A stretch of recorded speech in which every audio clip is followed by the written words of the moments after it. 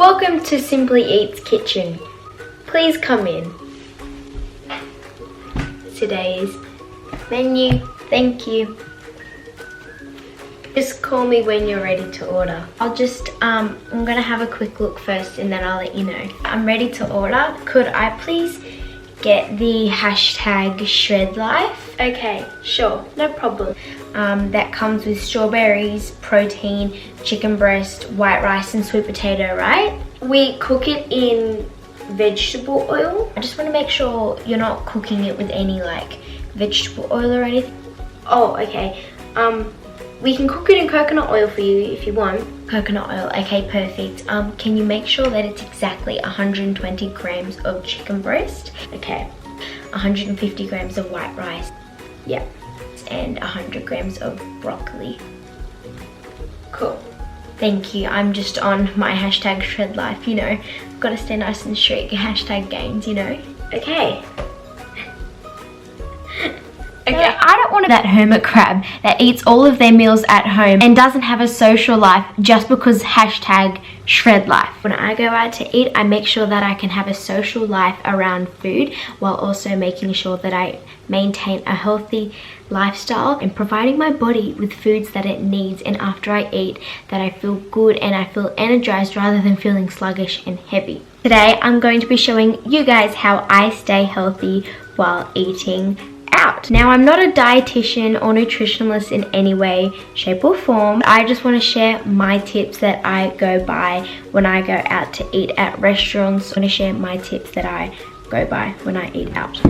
Also, I don't want to be that person that just orders a salad when they go out to restaurants just so I can be hashtag shred life and make sure that I don't get a bloated stomach, because that's just not realistic. When I go out to eat, it is a treat for me, and I want to make sure that I'm rewarding myself and treating myself and enjoying myself at the restaurant while staying healthy at the same time. I like to order foods that'll keep me full for a longer period of time and keep me satisfied so that I don't become hungry after I go eat at the restaurant, and therefore that I'm not eating more food throughout the day. So one of the first things that I look for when I'm ordering at a restaurant is that I make sure that the meal has a source of 1, protein, and 2, a source of fats. 3, the carbs pretty much come naturally by themselves, trust me. The reason why I look for a source of protein and fats is because those are the 2 things that I know that will keep me full for a long period of time. So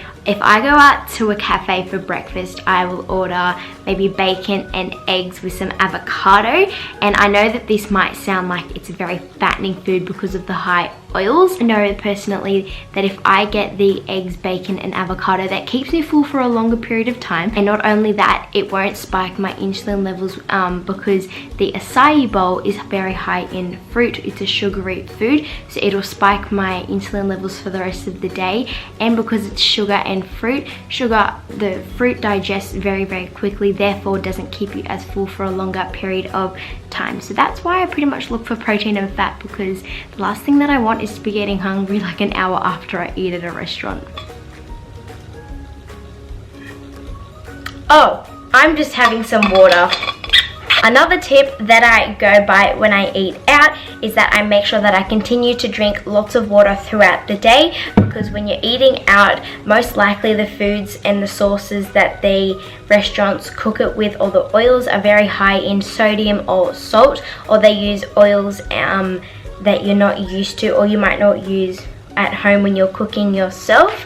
Because of that, I like to make sure that I drink lots of water so that I'm detoxifying any of the toxins in my body that I have absorbed, and just to make sure that I also keep myself hydrated. Not only that, I've noticed when I drink more water, my digestion overall is so much better. My next tip is actually figure out how hungry you are, and if you're not overly hungry, I recommend sharing a dish with your mum, sister, friend, whoever you're going out with, because restaurants these days really make portion sizes ridiculously big. I know myself that I won't finish a whole dish to myself, so I like to share with my mum. The average dish size that they give you is about this big. This could be the size that you could actually have, which is a perfect size fitting to my hand. If you're still hungry, you can always get more, but this tip really helps with your portion sizes. I know that this is very hard to control because you're not cooking your meal when you're out, obviously. Try watch your sodium, which is salt levels. Cafes and restaurants really overdo sodium these days,